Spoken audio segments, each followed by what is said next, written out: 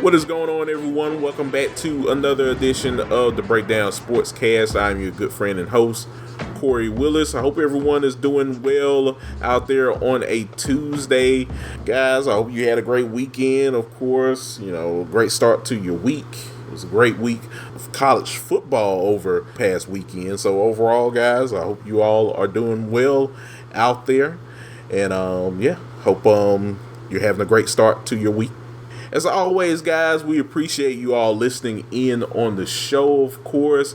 We're on many different streaming platforms, such as Spotify, Apple Podcasts, YouTube, Amazon Music, and Amazon Audible, iHeartRadio, and many other streaming platforms out there. So, always, guys, feel free to like, comment, and subscribe to the show. It's definitely important for us. It helps us know what we're doing on the show and how we can improve the show for the future for you all. So we very much appreciate you guys' support with the show. And we're also, can't forget about this, we're also on TikTok as well. So you can always hear little snippets of some of the topics that me and Chris talk about on the Breakdown Sportscast. And feel free to like, comment, and subscribe to the Breakdown Sportscast TikTok channel, and tell your friends out there as well. So, it's always great to, bring more exposure to the show. So be sure to do that when you can, guys. As always, you know who I'm with. I'm with my good friend and co-host. He is Chris Bolton. Chris, what's going on, my man?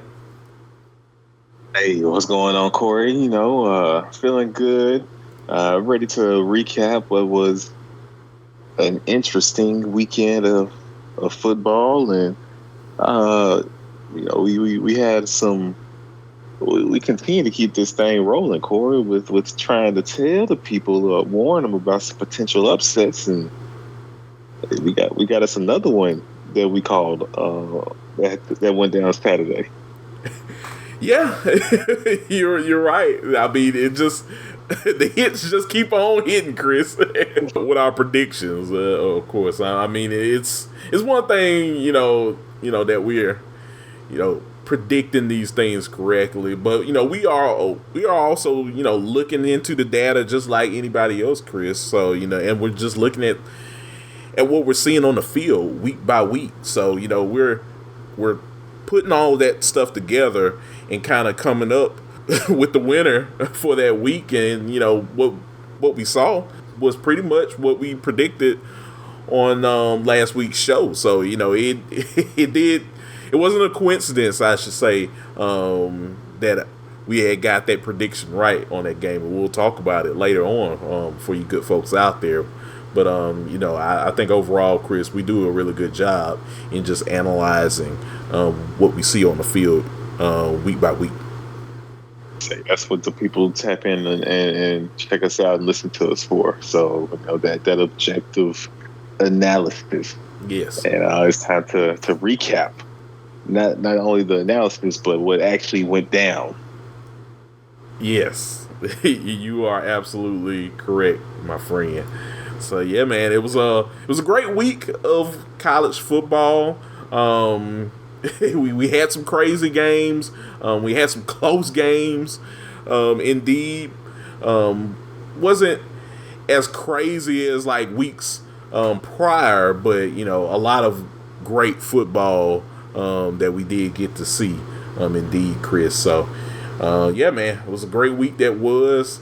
You're all ready to delve deep into the week that was in week 12? Yes, sir. All right. So, got to start off, Chris, with the game down in Athens, Georgia, where the Georgia Bulldogs hosted the Tennessee Volunteers, Chris. This was a game that, kind of like that Georgia Ole Miss game the week before. This was a game that definitely tested the fate of both of these teams' race to an SEC championship bid and possibly a college playoff bid as well, Chris. And in the end, we thought Tennessee was probably going to run away with it, but It is what it is, Chris. I mean, I mentioned to you, and you had mentioned as well last week that you got to watch out for the Georgia Bulldogs. When it's time for them to push the button and turn it on, they're willing. They're definitely willing to do that. And boy, did they do that. 31-17 was your score, Chris, in Athens between the hedges. Georgia's definitely still alive in the SEC championship race. Tennessee is actually still in it too. They just need a little bit of help. So yeah. Overall, Chris, what were your thoughts about this game? Because Carson Beck, he was 25 for 40, 347 yards with 2 touchdowns. He did not throw any interceptions, Chris, and he also ran for a touchdown too. He had 3 carries for 32 yards and a touchdown. So overall, what were your thoughts about Carson Beck's performance in this game?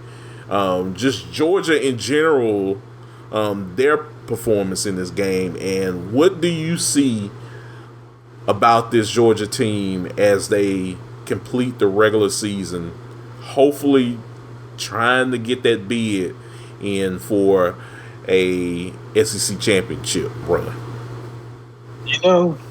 I think this team I'm not going to say I think. I know they made adjustments. Yeah. I think they really sat down and looked in the mirror and said, who are we offensively? And they can run the ball, but they are not going to lean on the run game like they could have in the years past. But they do have some guys, some tight ends specifically, like Oscar Delp, a Ben Urasek, guys like that are extremely talented that you can look for in that short passing game, that intermediate passing game over the middle when teams are running zone, attacking those guys and finding those guys. And Oscar Delp had a huge game. Yeah. And this is what we anticipated seeing from Georgia all season. But he led the team in receptions and 2 receiving touchdowns. And I think if Urasek and Delp will be the focus of this passing attack. I mean, they work with Brock Bowers. I'm not saying these guys are Brock Bowers, but if you talk to anybody who's covering college football, you're going to be hard-pressed to find a more talented tight end room than the one Georgia has. So why not lean on these guys in your passing attack? Because the receivers on the outside have struggled.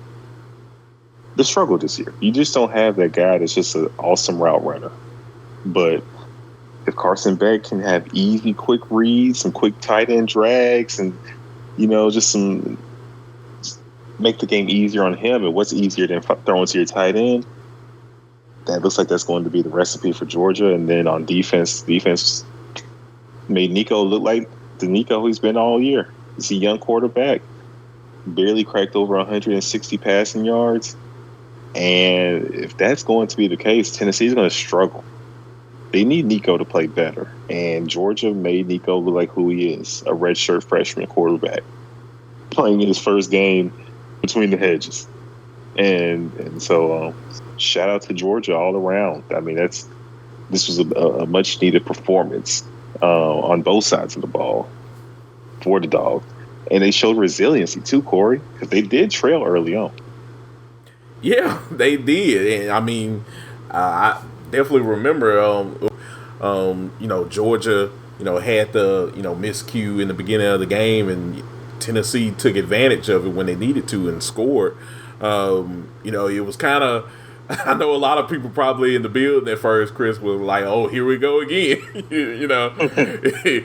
It's just Georgia this season, making all of these mistakes. Of course, you start to grow numb to it, but they definitely settled down, Chris, throughout the game. They figured out some things. They figured out Tennessee and what Nico was going to do, and just overall that offense. And man, they went after Nico. all game. So it was definitely amazing to see how they attacked that Tennessee offense and confused Nico. And from the offensive side of the football for Georgia, it was great that how they could utilize these tight ends, like you said, in order to win the ball game. I think this is their best shot now, Chris. I think in them figuring out that, hey, maybe we do need to lean on our tight ends. We need to lean on depth and Urasek to help lead us deep into this playoff run if we can get there. That definitely will help. That's a start. Knowing that you're having some issues at the receiver position. So overall, I'm pleased at what I saw on Saturday, and now you just kind of take what you did in this game and apply it more throughout the rest of the season to finish out and hopefully can clinch a SEC championship berth. So overall, I'm pleased with what I saw on Saturday. Yeah, definitely. Especially if you're a Georgia fan, I think no matter if you get in the SEC championship game or not, you close the season strong. You put yourself in position to look like one of the 12 best teams in the nation. And the last couple of weeks, Georgia didn't look like one of the 12 best teams. Or if they did, they looked like one of the lesser 12. They didn't look like a top tier team. You bounced back and you did so against an elite defense. And we're not throwing that word lightly. Yeah. Tennessee's defense is elite. It's the strength of this team. So to throw for over 300 plus yards and have the game you had, it's a huge step forward for this offense, and we'll see if they can close out the year strong. Yeah, I mean that's pretty much what matters at this point of the season. You only got 2 games left. You're trying to figure out how to finish strong indeed. So you got at home against UMass and at home against Georgia Tech. Hey, I'd take that. So now it's just really iron some kinks out and waiting on this Texas A&M game at this point now. So you're definitely waiting to see what happens in that game indeed. So whoever gets beat in that game definitely helps your chances. So yeah, man, it's like I say, it was a great victory for Georgia. And we'll see what happens in the next couple of weeks as we're getting closer and closer to the SEC championship game. So yeah, man, it was a great one indeed. But anything else, Chris, you like to add about this game before we move on? Sure, nah, we can keep it rolling. All right. Well, now, folks, we are going to move along in the SEC. We're now going to go to Fayetteville, Arkansas, where the Arkansas Razorbacks hosted number 3 Texas over the weekend. This was a game that in the past, even before me and you were born, Chris, that this was a big rivalry way back in the day in college football, Arkansas and Texas, and now. Arkansas is, trying to, rekindle this rivalry with Texas now. They're trying to hopefully get this rivalry back on track, like the old days. So, but overall, Chris, it wasn't enough for Arkansas to get on Texas's nerves. I think they took care of business the way they needed to, but it could have been a lot more. But 20-10 was the score in this game. Quinn Ewers, he was 20 for 32, 176 yards passing with 2 touchdowns, no interceptions. And yeah, he had a decent day, Chris, overall. But yeah, like I said, Texas did get the victory, but I believe the floor to you, Chris. Like, they didn't just wallop Arkansas in the way that I thought that they would.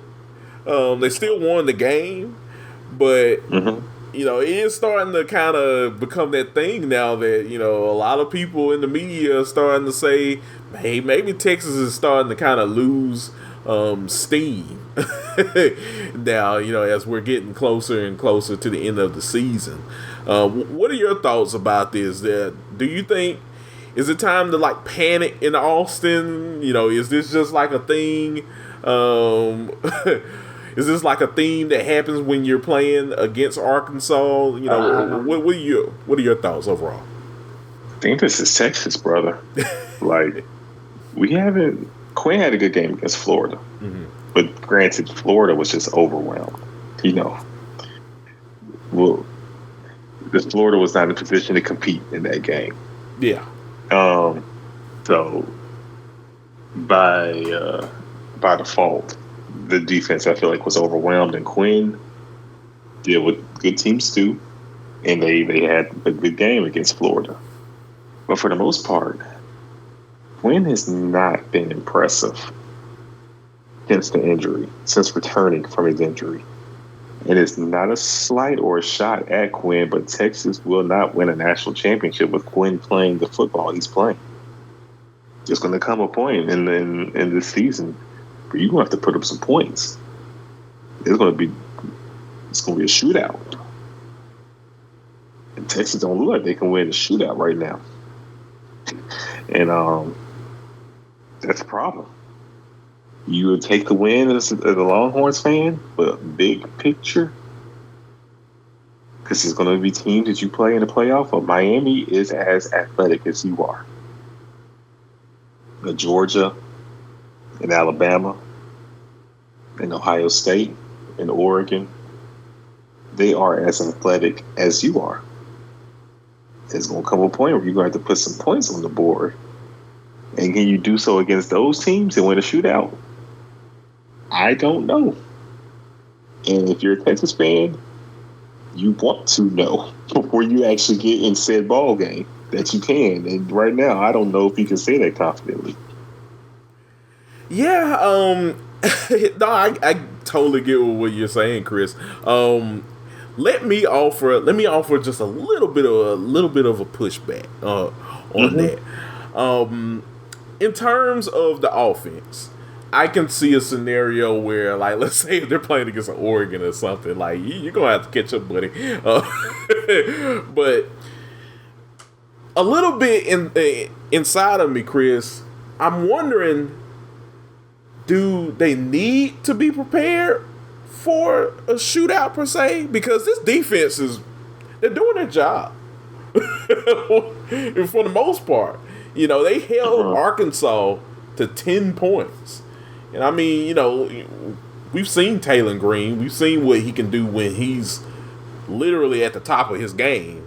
I mean, you could say, the level of competition that he's playing up against kind of helps with that. But, a Taylor Green that's, on fire, sometimes he looks unstoppable.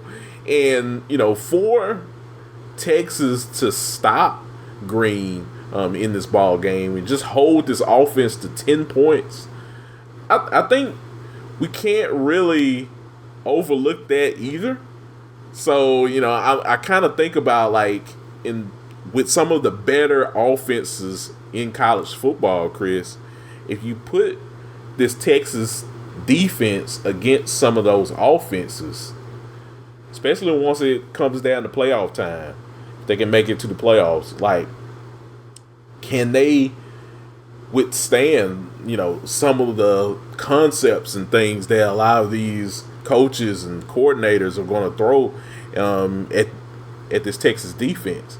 I think they can.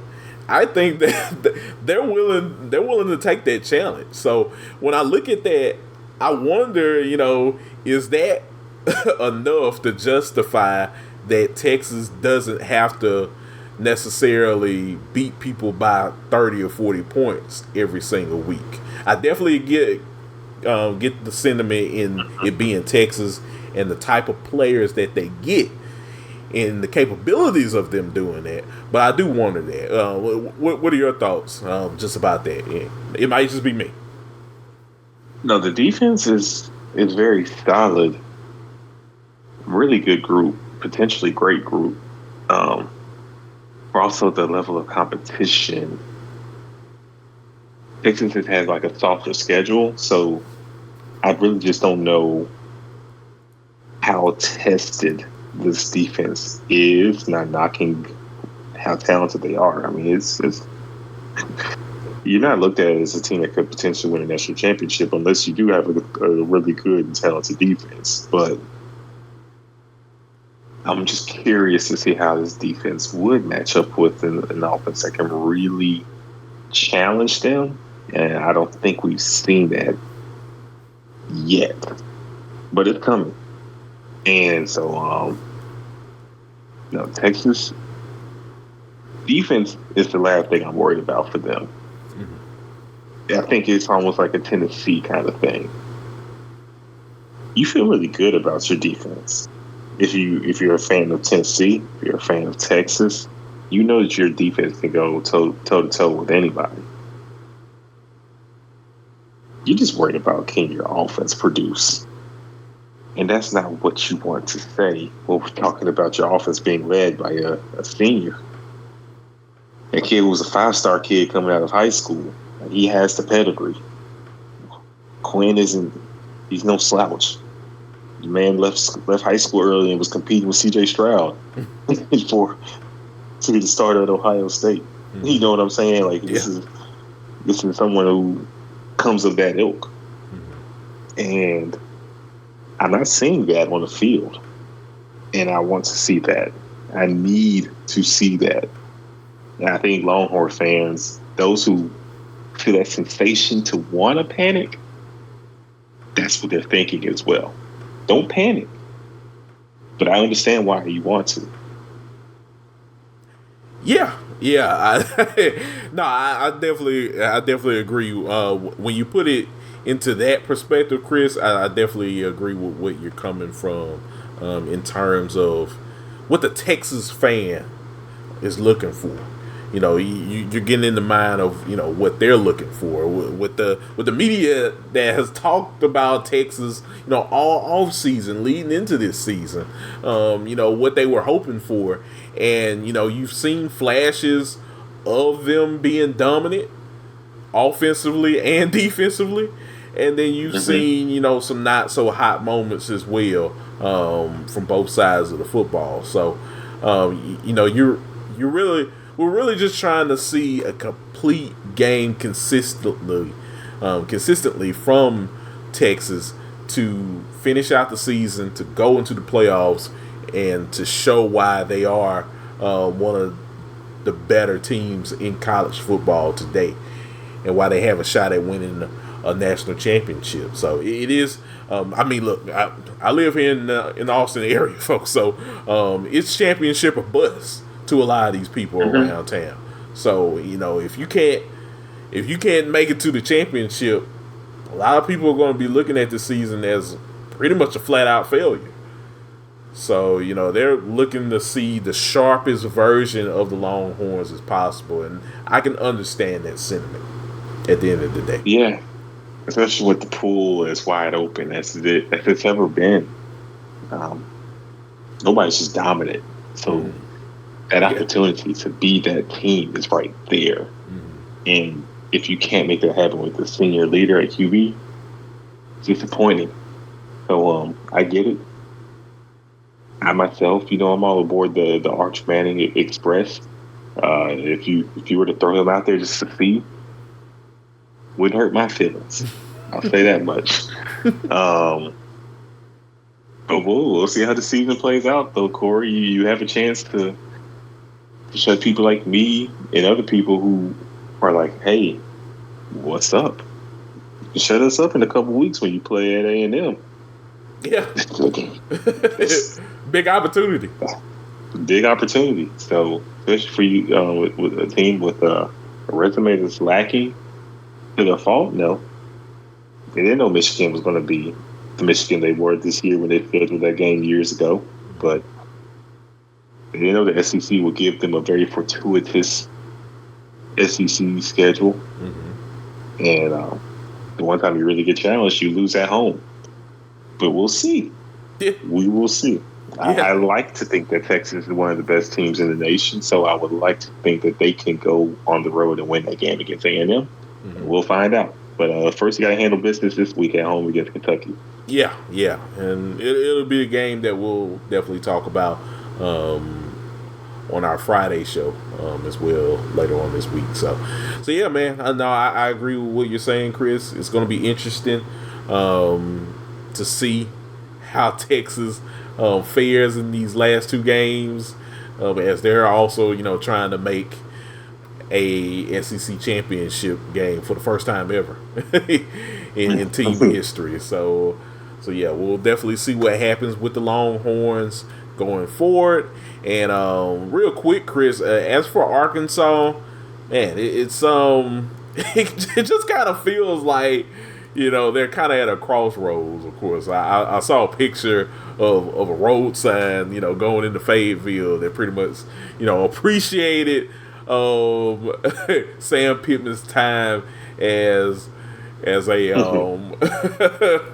as a Razorback coach. But what are your quick thoughts? What's your assessment about what you see from Arkansas, and what you kind of feel like is a possible scenario for this team moving forward? I mean, Sam Pittman hasn't moved the needle, and this is the schedule lined up for Arkansas to make some noise. They could have been this year's South Carolina. Yeah. With all the big time matchups that they had at home for them to win. You did get the Tennessee win, but will that be enough? I don't know. I don't know if it's going to be enough to keep Sam around. The last thing the fan base wants is someone that they're like, can we really get behind this guy? And I don't know if that's how Arkansas fans are feeling right now. You like Sam, but can you just get behind him and feel like, all right, we're going to make that leap? I don't know. I feel like you would have loved to have made said leap this year. We'll see if you can finish the season strong. Who are their next two games, Kory? I'm pulling it up now. So they have a game against Louisiana Tech. Okay. Louisiana Tech is coming in this game 4-6. Arkansas is 5-5. You would like to think that Arkansas gets bowl eligible with this win. And then pretty much their last game is at Missouri, which we'll talk about them in a few moments. That Oklahoma State loss just really comes back to bite you. You could have an 8-4 season potentially. You beat a Missouri team that doesn't look too hot. Beat La Tech. If you have the Oklahoma State win, you're 8-4, and Sam Pittman is guaranteed to keep his job, Kory. I think so. When you look I don't back, know if 7-5 would do it, but 8-4 would have. Yeah. Well, when you look back at these losses, Chris, they're all against ranked opponents. At the end of the day, you're just trying to, as a Arkansas fan, you're trying to see, incremental builds, in this new age of NIL and everything. And, with Texas and OU first year, you're trying to manage all of this. And had they beat Oklahoma State, that definitely would have had, helped with a lot of the feelings going around Fayetteville. So, and just kind of see the progress, build up, the upward trend for Arkansas. So I get what people, are looking at. And yeah, it's tough. It's tough overall. But the last two games, I can definitely see them winning both of them. But is that going to be enough in terms of Pittman staying as the Arkansas head football coach? So we'll see. We'll see.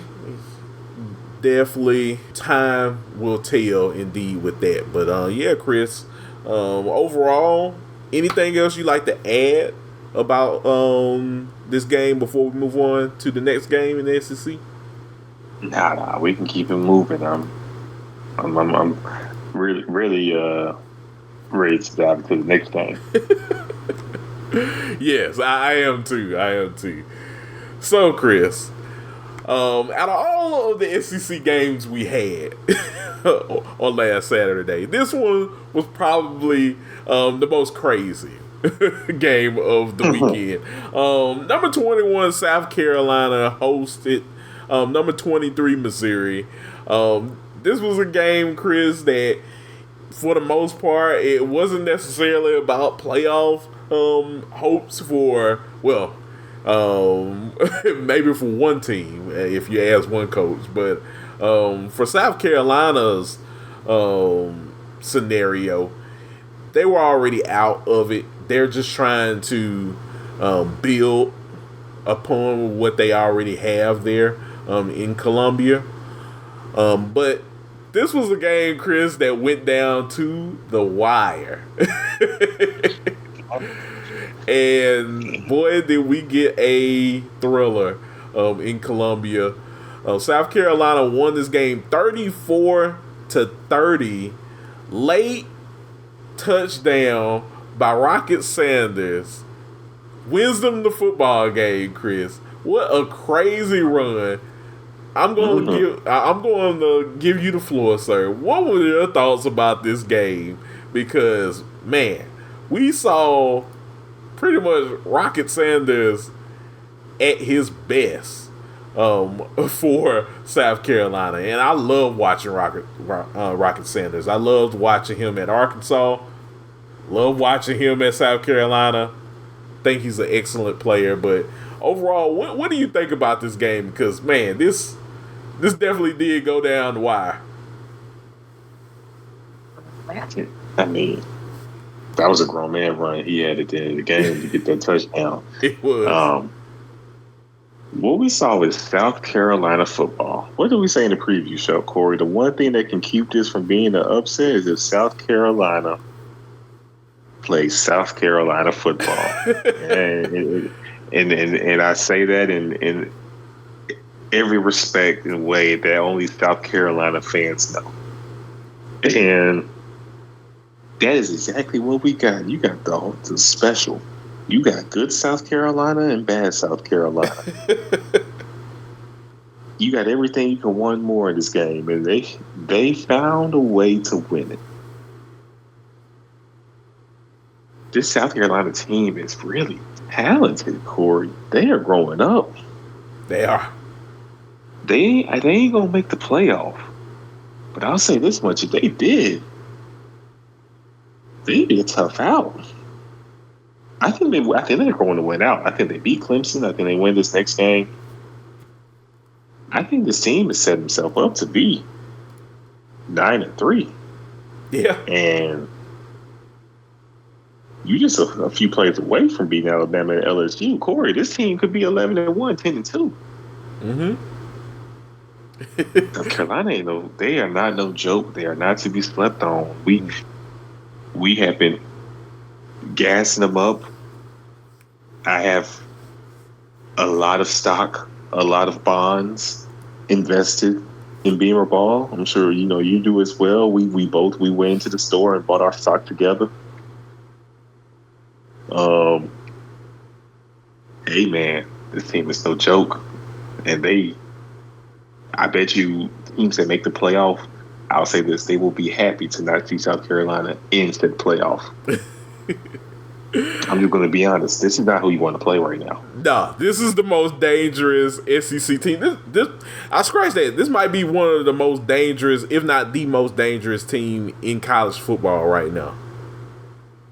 Just flat out. Like, I wouldn't if you got South Carolina on your schedule to finish the season. I'd be scared. I really would be. I'd be scared if I'm the bowl opponent, and we haven't even gotten to that point yet. But if you're facing South Carolina in a bowl game, good luck this year because you're gonna need it.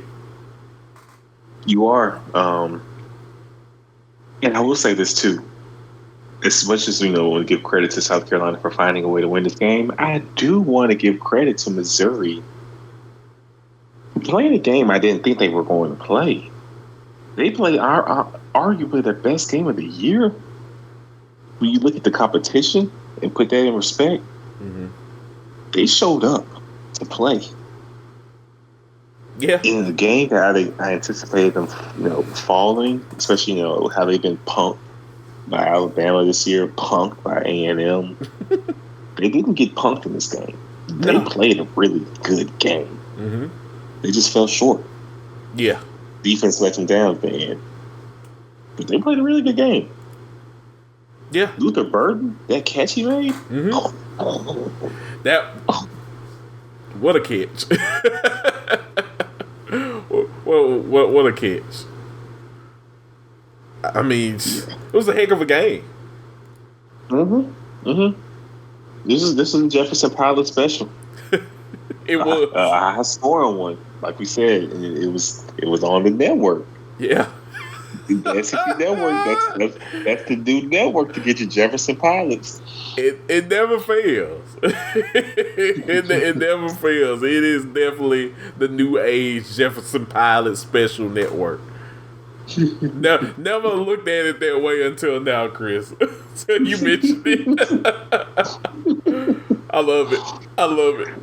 Oh man, no, you're right, Chris. Yeah, both of these teams, they definitely, blow for blow. They were really going at it with each other, and I mean, at the end of the day, that run by Rocket Sanders was just nasty at the end.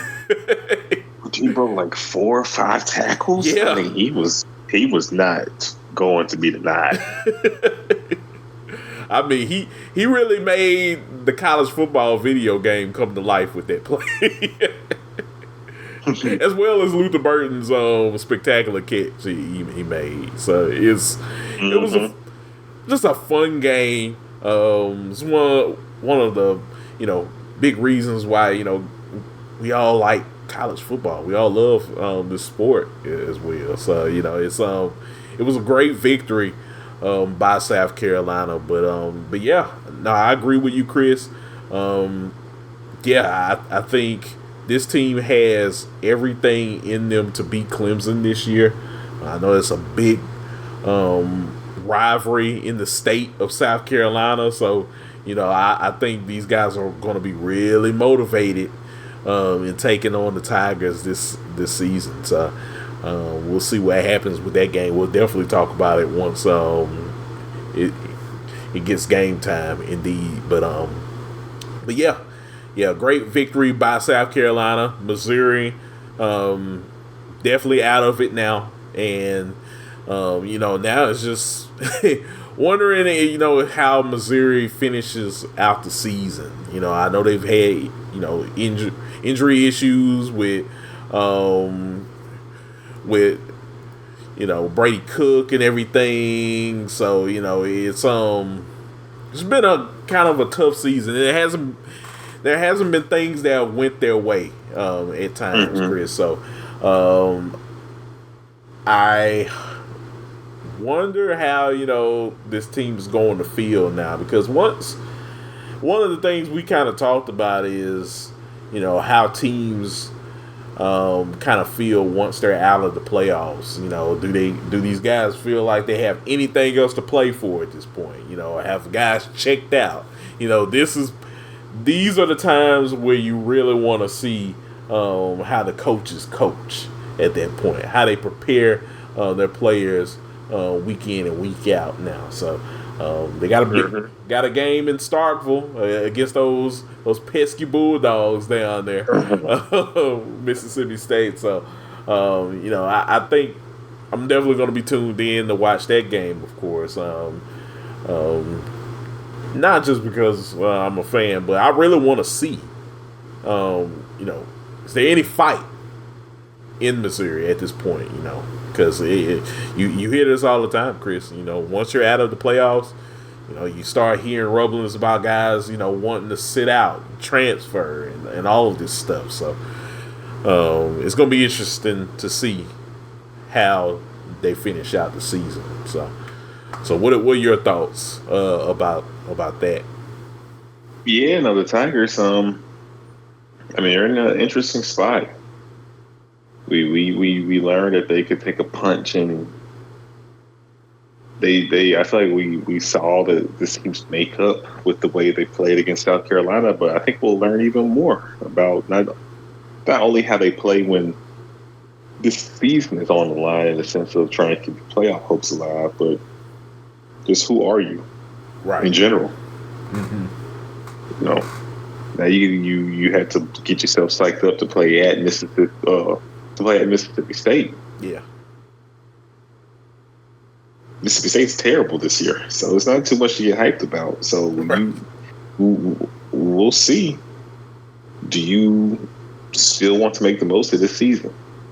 Mm-hmm. And we'll find out Saturday, because I'm telling you, State is hungry for a big win, and you will get State's best punch, but will State get yours? And that's what we're going to find out. Mm-hmm. Yeah, that's what I'm looking for. I'm really looking to see, like, hey, who has more fight at this point? You got a bad football team in Mississippi State, hasn't won an SEC game all season, and then you have Missouri, who had college football playoff aspirations just crushed after the South Carolina game. So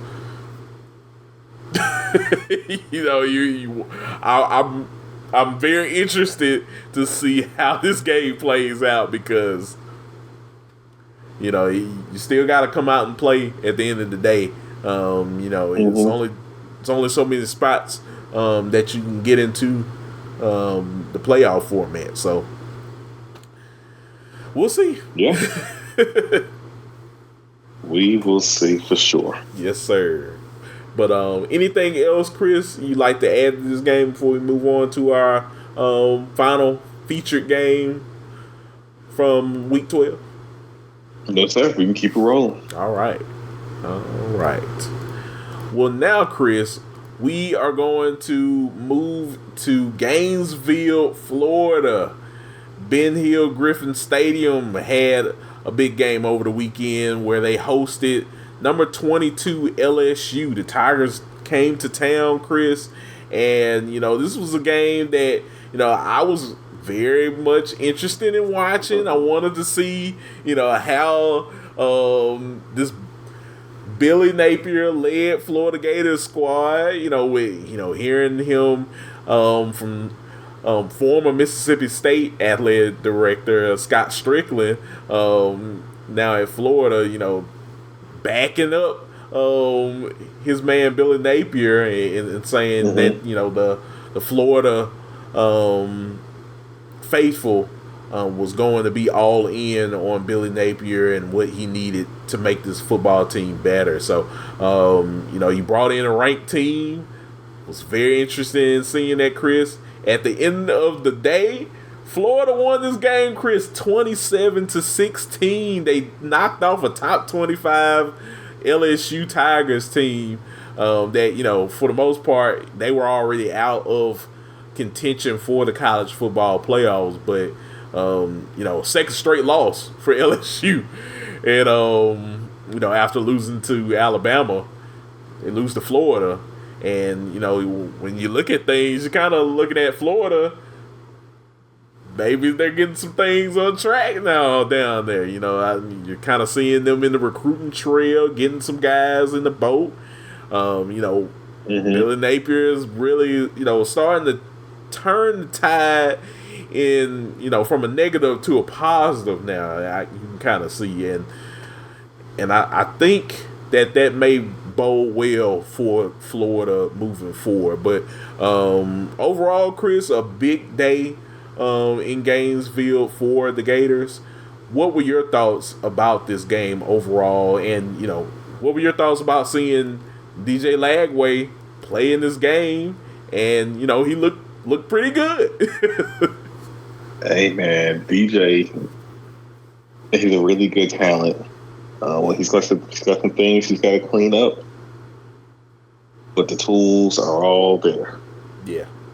And as he gets another off season under his belt this year, when the season's over, he's going to be a problem for teams in the SEC. And I'm going to go ahead and say this now, Kory. Might want to buy some Florida stock.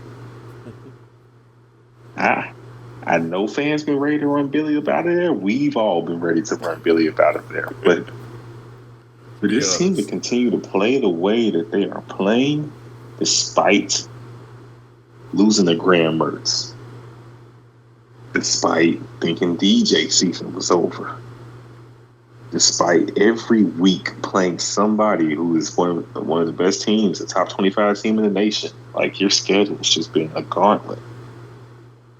And you still have a chance to be bowl eligible. It's right there. Mm-hmm. You could potentially be 7? Am I tripping? You're 5-5 right now, correct? Yeah, they're 5-5. Have a winning season. Mm-hmm. Think about that. Hey, man. They got Ole Miss this week. And the Ole Miss better be on upset alert. They better have they better be on their P's and Q's. Yeah, I know you've kind of been thinking about it the last couple of days, Chris. Like, this might be the trap game for Ole Miss. I wouldn't take Florida lightly. I think Florida is looking to win this football game. Oh, they definitely are, Kory. They are playing great. Well, this team has grown so much. Mm-hmm. Just going to be honest. Nobody anticipated that game they gave Georgia. Yeah. Gave Georgia a tough game, and then DJ got hurt. There's no telling what could have happened if DJ didn't get injured. It was a tied ball game. Mm-hmm. I'm just saying. Anything could have they could have won that game. They could have gave Texas a much better game if DJ plays. He didn't play. We already knew what was going to go down from that point. Yeah. He played in this one, though. And this group is banding together. I like what I'm seeing from Billy Napier and his staff, and how the team has continued to withstand the storm that was this year. And you look at LSU. Brian Kelly isn't going anywhere anytime soon. But that seat he's sitting on in the office, it just got cut up a little bit. It's a little hotter, a little warmer. The bun's a little toasty. It ain't feeling cool, even though it's November. It's it's nice and snug and cozy and warm. To the bottom. So the seat's heating up. I'll just say that much. Man, I think, man, that seat is as hot as Louisiana chili right now, man. I'm sorry, Chris. Look, it's one thing. It's one thing to go out there, you lose to Alabama and everything, and even after losing the Alabama game, there was still a shot at going to the playoffs. By actually squeezing in, if they could, for an SEC championship berth. I mean, go in to the SEC championship, you potentially win it, you're still in. So, they had all of this right there, Chris, and LSU just couldn't seal the deal. And now a lot of people are really looking at Brian Kelly now and saying, hey, does he even have it in him? Does this guy have it in him in the SEC to win an SEC title and to potentially go to a college football playoff. I mean, it's a question that needs to be asked. It is, but will the fans be patient enough for it to happen? It's LSU. Like, I know, but if you can give Les Miles all the time they did, because Les Miles should have been fired about 3 seasons before he was. Yeah. It should have came down to that Auburn game. 2 for sure. Like 2 seasons prior to when Les was let go, he should have been let go because it wasn't happening. Not with that archaic offensive style that they were playing out there. Mm-hmm. Bryce Underwood's on the way. Objectively speaking, Bryce is he's a much better talent than Nuss. Respectfully, Nuss is a good player. Mm-hmm. He's not an elite talent. Bryce is somebody that Michigan and their NIL are willing to pay $10 million to keep in state.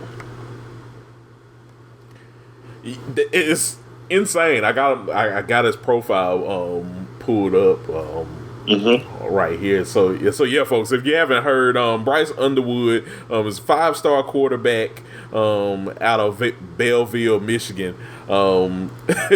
The University of Michigan was looking at offering. Well, they did offer Underwood $10 million just to go to the University of Michigan to play for the Wolverines, and apparently turned it down. So, all I'm saying is, Kory, if you're recruiting and you're landing someone of his caliber, the number 1 player in his class, I think you gotta let the coach at least get a couple seasons with that guy. It might not all come together next year with him as a true freshman, but if it does with those LSU athletes, sky's the limit. You at least got to let Brian Kelly see him for his sophomore year. And I'm curious to see what the LSU team would look like with the sophomore Bryce Underwood. Because have you seen the tape? I know you've seen the tape. You know what? That boy good. I haven't seen enough tape on Bryce Underwood. That's definitely on me. I've just heard a lot about the kid. You seen the movie Life? When you looked at him, like that boy good.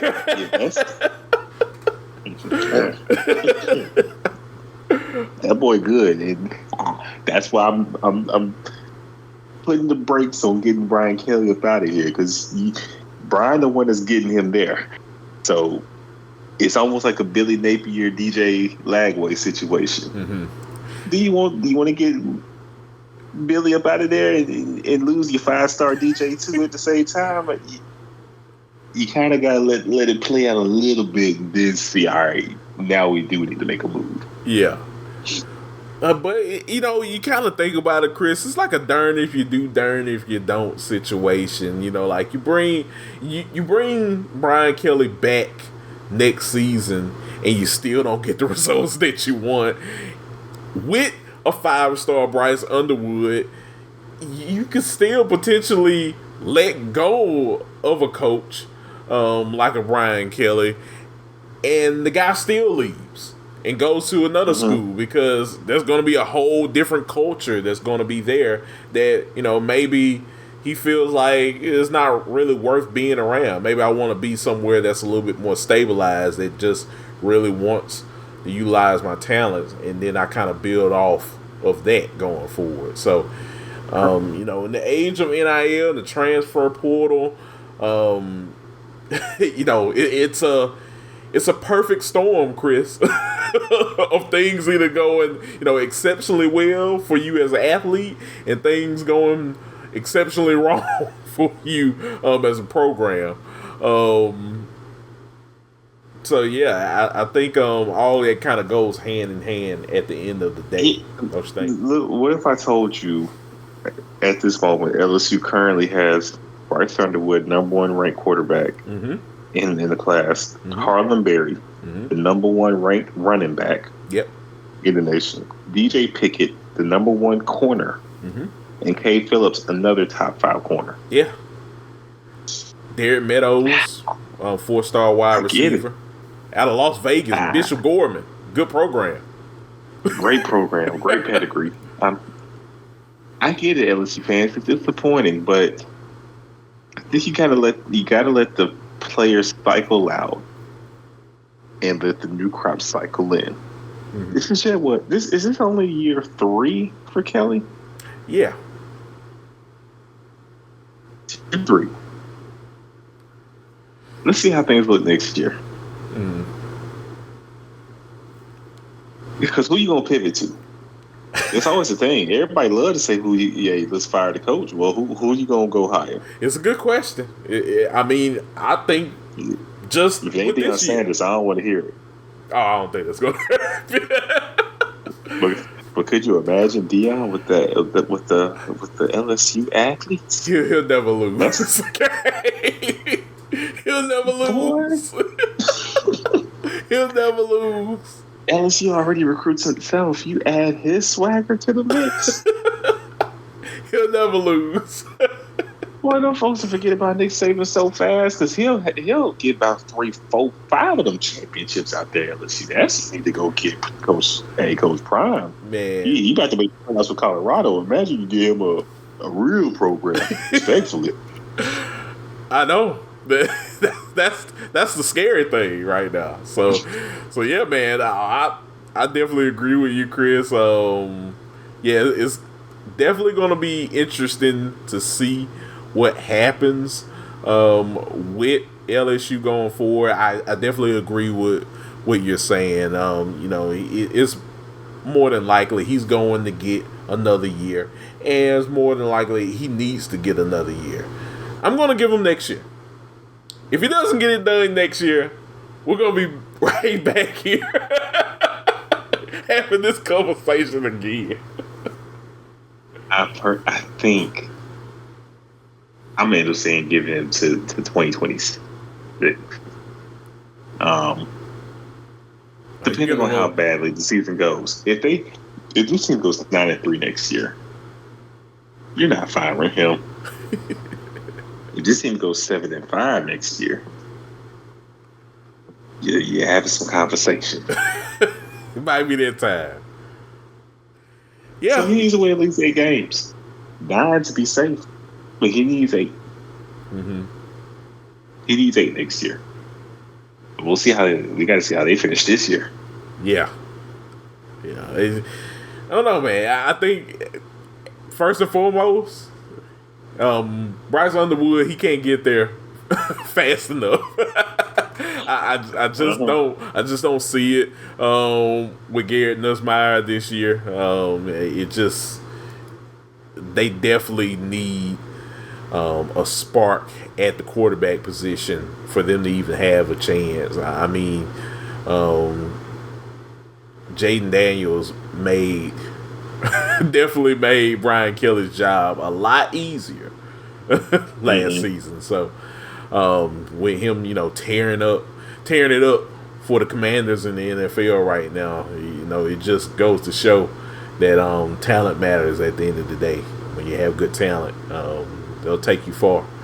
So just ask Florida State that as well. So you ain't lying. So yeah. But yeah, man, a big victory overall for Florida in getting the W, and we'll see what happens. We'll definitely talk about the game this coming Saturday between Florida and Ole Miss. That should be a really interesting ball game, Chris. I really want to see DJ Lagway versus this Ole Miss defense, stifling defense. Are they going to be able to stop a guy like Lagway? I think he's going to be one of the better quarterbacks that they face all season so far. Yeah. Oh yeah. No, it's definitely gonna be a fun game, especially with being at the Swamp. Yeah. Absolutely. So we'll definitely see what happens with Florida going forward. So anything else, Chris, you like to add about this game though before you move into the rest of the top 25? No, sir. All right. All right. Well, folks, you know what time it is. It's time to go over the rest of the scores in the top 25 for the week in week 12 of the college football season. So, we'll start off with number 1, Oregon, traveling to Wisconsin, Chris. This was a game that Oregon had to rally in the fourth quarter, just to even escape Wisconsin. This was definitely a scare for the Ducks, indeed. But they got the victory, Chris, 16-13, and Oregon 11-0. Still looking good. The lone unbeaten now. Yeah, in the FBS. So. Hey, they were due for a game where they kind of had a little bit of a stinker, but they got the dub, so that's all that matters. Yeah, absolutely. So I said the lone undefeated team in the FBS. We can't forget about Indiana. It's easy too with the schedule they've had, but you're right. You're right. Well, for now. for now. Oh man, but big win, big victory about Oregon in staying undefeated. So hats off to the Ducks. Number 2, Ohio State, Chris, took on Northwestern. They had this game in Wrigley Field. I had to squint my eyes for a little bit. I was like, wait a minute, is that the Wrigley? I was like, oh yeah. playing football in Chicago, right in town. I mean, I'm like, man, that's must have been an experience for some people that live in the Chicago area. But yeah, Chris, 31-7 was your total in this ball game. Will Howard was 15 for 24, 247 yards, and 2 touchdowns. Hey, and you also saw Quinshawn Judkins, 15 carries, Chris, 76 yards and 2 tutties as well. So, hey, Ohio State showcasing a lot of that depth that they have on their team. Carnell Tate. I know we've talked about Jeremiah Smith all season. So, hey, I think Ohio State's showing why they're one of the best teams in college football that I think that are war ready when it comes down to the college football playoffs. Yeah, man. Good win for them. It's just a really talented team, and we played a clean game, and you get the dub. It's really not too much to take away from this one. It is Northwestern, but good win for the Buckeyes. Yeah, I definitely think so. So yeah, we'll see what happens with the Buckeyes going forward, Chris. They got a big game against Indiana this week. We'll definitely talk about it for Friday's show. So yeah. Moving along, Chris, we had number 4 Penn State going to Purdue. They won that game 49-10. Drew Allar 17 for 19, 247 yards, 3 touchdowns. So Penn State just trying to win out as much as they can. There's only so much that you can do. Now that you didn't get the big win that you wanted to get against Ohio State. Oh yeah, we know this is it's definitely a good win for the squad. Especially with just how the seasons have been going for a lot of teams. You're always happy to get a victory, and look, trying to avoid peril. There was a little bit of peril to go along this weekend, but you weren't the team affected by it. It's your Penn State, so good win. Purdue's really bad, so you just took care of business. That's how I look at this win for Penn State as well. Purdue ain't really nobody either. Yeah. Yeah. I mean, it's just kind of comes with the territory. You're facing Purdue. Difference in talent, indeed. So, catch them on the basketball court.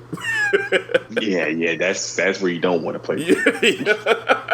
That's where you don't want to play them. So yeah, man. We'll see what happens with Penn State going forward in their quest for the college football playoff. This game, Chris. Speaking of playoffs. Yeah. Speaking of playoffs, speaking of quests to get into the playoffs, it's going to be a quest now because number 6 BYU, Chris, late at night on Saturday, hosted Kansas. This was a game in Provo that, a lot of fans were out about. They were really rocking Provo, and they were excited about this, about their BYU Cougars potentially winning this ball game. Did not happen. BYU goes down, Chris, 17-13 to Kansas. Kansas is now 4-6, 3-4 in the Big 12 conference. Just like South Carolina, Chris, Kansas, one of the more scarier teams in all of FBS right now. I would not want to play against Kansas right now. I'm going to tell people right now. Colorado plays Kansas this week. And they have to travel to Kansas. Now, do I think Colorado can get the job done? I do. But after seeing what Kansas did to BYU, I would not be sleepwalking at all. So no, you can't. Kansas did what had to be done, man. Won an ugly game. Mm-hmm. Ugly football game. But that's the way Kansas wanted it. Yes. And it was only a matter of time before BYU got bit and lost one of these tight games. Exactly. So, Kansas, tough team, physical team. Colorado's going to have to come with it. Big win for the Jayhawks. And keep your chances for bowl eligibility going. Yeah. Definitely indeed, Chris. So hats off to Kansas by getting this victory. We had felt that this was going to happen, Chris. This was one of those games that we had talked about on last week's show that we was like, look, this has an opportunity for it to come into fruition. Boy, did it happen. So like I said, this is a dangerous football team, Chris. Colorado's, if they really want to sniff that Big 12 championship, they got to win games like this. I think you win a game like this against a really feisty, scrappy Kansas team that's trying to, potentially make a bowl game. I think you'll be all right, but you got to take care of your business. So, in Kansas right now, they know about taking care of business. Yeah, definitely. So we'll see how the game plays out. Exactly. We will see. So, moving along, everyone. Number 8, Notre Dame defeated Virginia 35-14. Number 10, Alabama, Chris, beat down on Mercer 52-7. Jalen Milroe was 11 for 16 with 186 yards and 2 touchdowns in that ball game. Number 13, Boise State, Chris, defeated San Jose State 42-21. Ashton Gianti, he had 3 touchdowns. He had 32 carries for 159 yards. It was a point in time I was kind of like following the game that, San Jose State definitely had Gianti's number. But overall, as the game progressed, And a lot of people had pretty much said this that evening that he was going to settle in, and boy did he settle in for the night, and they won that ball game. It's just life going after a guy like Gianti. That's what it is. He's a tough man to keep bottled up all game. Mm-hmm. He's eventually going to break free. That's what he did. Right. So big win for Boise State indeed. Number 14, SMU, Chris, hosted Boston College. SMU won that game 38-28. Real quick, Chris, Thomas Castellanos, a guy we both have talked about, quarterback for Boston College. Well, former quarterback for Boston College. He's now transferred. He got benched the week before last, and now he's transferred away from Boston College. So, what were your thoughts about that? Hey, coach, the coach is over there at BC. I guess he got his own program that he wants to run a certain way. Yeah, Castellanos is a talented guy, so he is. He'll make his way somewhere. Oh yeah, he definitely will. I think what makes this transfer portal so interesting is that there are going to be a lot of guys in this transfer portal, and there's going to be a lot of people out there looking for quarterbacks. I think he definitely offers something that a lot of coaches would like to obtain. So he got the legs for sure, and get him in the right system. He can be tough. Yeah. So we'll definitely see, as the transfer portal and everything opens up, where Thomas Castellanos goes. But yeah, I thought that was very interesting. That was an interesting development that we had got last week. So yeah. Moving along, Chris, number 15, Texas A&M defeated New Mexico State 38-3. A&M's now 8-2, and they're just waiting for Texas at this point. So playing a little bit of the longer game at this point, Chris. So yeah. Number 16, Kansas State, Chris, went down against Arizona State. 24-14 was your score in this ball game. I actually watched a little bit of this game, Chris. There was a point in this game where it was like 4 or 5. Maybe I'm shortchanging. It was like probably like 7 to 8 penalties in like one drive, and it was all to get a punt out to I want to say it was to back up Kansas State close to the 1 yard line, and it was just it was a lot going on in that game that I was watching. But yeah, man, it was a weird game indeed, and I don't know what has happened to Kansas State. I don't know either. But hey, big ups to the Aztecs. Yeah. Arizona State, 8-2. Mm-hmm. Let me say it again. Arizona State, 8-2. That, who knew? They are balling. I won't say anything about Kenny Dillingham and his squad, Chris. I mean, look, he's definitely turned it around down there in Tempe, Arizona. So, hats off to the Sun Devils out there. They've been playing some really good football all season. And, hey, when you got a guy like Scatterbo, that helps. So, yeah. But yeah, let's move along. Number 17, Chris, Colorado defeated Utah 49-24. Travis Hunter putting up the Heisman pose. Just showcasing why he wants that Heisman more and more by the day. And in Colorado, again, in prime position to make a run in the playoff.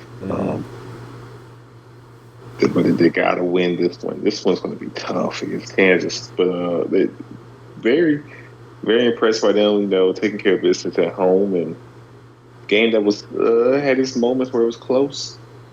Found a way to pull away and put it on Utah. And year two, the Buffs. We in November, right there with the chance to win the conference. It's incredible. Big ups to them. Yeah, it's definitely incredible to see, Chris. And like I mentioned, you got that Kansas game coming up this week. You got to keep your head on straight.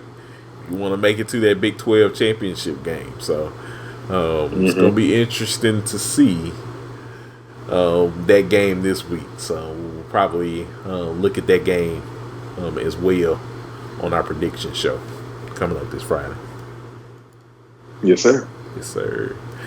So, yeah, moving along, Chris. Number 18, Washington State, went to New Mexico, and they got beat, Chris. 38-35 was your score in this ball game. New Mexico got the W when they needed to, and, yeah, scored on a 1-yard run to beat the Cougars. So yeah, that was definitely a shocker as well, Chris. No, nobody saw that happening. So no. Hey, it's college football for you, though. Those late night games. Yeah, you never know what can happen. Exactly. Same thing happened with Stanford and Louisville. Yeah. Cross country road trip, came back to bite the cards. I know. So it's it just comes with the territory in college football, Chris. When you're having like these late night games and everything, you find somebody sleepwalking one time, it's game on. Yep. New Mexico got the win 38-35. Yeah. Stanford did the same to lose. Stanford, man. What is going on, Kory? I don't know. How the cards let Stanford get them? I have no idea. So it's crazy, but yeah, man. It's shout out to Bronco Mendenhall, by the way, by getting a big win at New Mexico over a ranked team. A Washington State team that we had said on the prediction show, Chris, everything was in front of them in trying to get into the playoffs. It was, at least. Now it's gone. So yeah, it just shows more and more that college football can be topsy-turvy at times. So yeah, big win for the Lobos indeed. Moving along, Chris, number 19, Louisville loses to Stanford 38-35 as well. So yeah, just everyone dropping off like flies last week. Clearly, yeah, it wasn't a wild weekend for the top 25, but the bottom of the 25 was catching it. Yeah, everyone was catching strays indeed. So I guess it's just what happens, Chris, once you get closer and closer to the end of the season. And then another gutsy, gritty win in the ACC. Clemson, 24-20 over Pitt on the road. Good bounce back win for Clemson. Yeah, and they needed it. They definitely needed it. You're trying to make it into the ACC championship. Look, you need all the wins you can get at this point. Facts. And then a game that we called, and he was on top of things, Kory. Tulane. Yes. Tulane 35 the zip. Yes. So it's and we can look at it real quick before we get into Chief of the Week, Chris. The American Conference, I mean, you got Army number 1, Tulane number 2. Now Tulane and Memphis play each other this week, Chris. Like let's say if Memphis beats Tulane, does that potentially change anything tiebreaker wise, or does that just keep Tulane and Army at the top of the standings? I want to say just keeps those two at the top of the standings. I want to take a quick look and see. Mm-hmm. If I'm not mistaken, I think Memphis has a couple conference losses to their name. I think so as well too. So they did lose to Navy. Yeah. And they lost to, I believe it's UTSA. Yes, they did. Mm-hmm. So they're third in the American right now. Mm-hmm. So we'll see. We'll see how things play out. We'll see. We'll see. Because I wasn't for sure, like, you know, what happens in that scenario if a Memphis beats Tulane? Like, do they jump Tulane? You know, is that the tiebreaker? You know, like what does that look like per se? So I guess we'll find out this week once they get on the gridiron. So you know, it's why we play the game at the end of the day, Chris. Yes, it is. So yeah, but overall, folks, those are your top 25 scores for the week in week 12 of the college football season. And we got a big week 13 coming up as well. But before we briefly talk about that and wrap up the show, Chris, we got Chief of the Week for week 12 of the college football season, Chris. So I'm going to let you first go ahead. Let the good people know who is your Chief of the Week for week 12. Yeah, my Chief of the Week, we're going back out west, Arizona State, getting the big dub over Kansas State. Jordan Tyson, wide receiver for the Aztecs, 12 receptions, 176 yards, 2 touchdowns. K-State had nobody who could check him. Those numbers, they sound like Chief of the Week to me. Yeah. He was balling. Yeah. Big win for Arizona State team that's continuing to defy the odds and put together a great season. Yeah. Awesome. Well, for me, I am going to have to go to none other than Shadur Sanders as my Chief of the Week, Chris. Shadur, he was 30 for 41, 340 yards with 3 touchdowns. Just a heck of a day for Shadur and Colorado and Travis Hunter. They all look like superstars, as they always do. But in particularly, Shadur, he had a big game on Saturday. So yeah, Colorado riding high. Like I said, we'll see what happens with them coming up this week. Should be a fun one indeed. So yeah. Yes, sir. But yeah, partner, great week in week 12 of the college football season. Week 13 is going to be here before you know it. Like, we got a lot of big games we had talked about just a while ago. Indiana, Ohio State, Chris. Can Indiana do the unthinkable? Can they all showcase to us why they should belong in the college football playoff? So we'll definitely see what happens with that scenario. You got Ole Miss traveling to Florida. Florida look like they're playing probably their best ball in a while now, Chris. Some things are starting to be figured out. We'll see what happens in that game, indeed. Kentucky, Texas. You know, is Texas starting to lose their steam? You know, are they playing with us? You know, does Bob Stoops have, you know, a little bit left in the tank? You know, we're gonna see what happens with that. BYU at Arizona State, Chris. That might be interesting. No, it's a good weekend for sure. This Plenty to choose from. this is an interesting week. This is very interesting. Army Notre Dame. Yeah, yeah. So it's some chaos can happen for sure. Yeah, yeah. So yeah, we'll definitely see what happens. Vanderbilt LSU, I think is a funny game.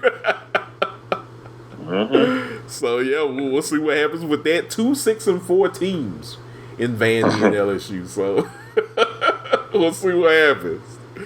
So yeah, man, this should be a fun week. That's all I gotta say. For sure, for sure. So yeah, man. But yeah, partner, I always appreciate doing these recap shows with you for the week. Of course, yes. Apologies, everyone, about the show being a little bit later in the week. Of course, we wanted to get it out to you on Monday, but life happens, of course. But we're always here to recap the week that was in college football. So we're glad that you guys could stop by and listen in to the show, as always. But, before we head out of here, Chris, outros, good sir. Let the people know where they can find you on social media. Yes, sir. You can find me on X at Chris_Bolton_12 and on Instagram at Chris.Bolton_. Awesome. And yeah, you can find me on X as well at Listen to KSW, all one handle. On there talking college football, professional wrestling, all of that. So yeah, definitely follow me on there. But yeah, folks, we appreciate you guys listening to the show. You know where to find us, of course, on many streaming platforms out there. So feel free to like, comment, and subscribe. Definitely helps us know what we're doing and how we can improve the show for the future for you all. So as always, we appreciate you guys' support with the show. But until next time, I'm Kory Willis. He's Chris Bolton. You are listening to the Breakdown Sportscast. We'll see y'all later. Peace.